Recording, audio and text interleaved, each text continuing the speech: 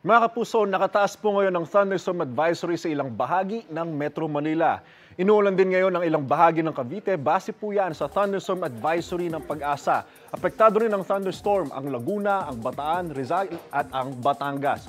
Inaabisuhan po ang mga residente sa mga nabanggit na lugar na maging alerto sa banta ng baha o kaya naman landslide.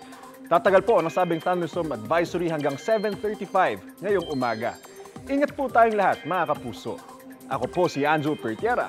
Know the weather before you go. Para mag-safe lagi, mga kapuso.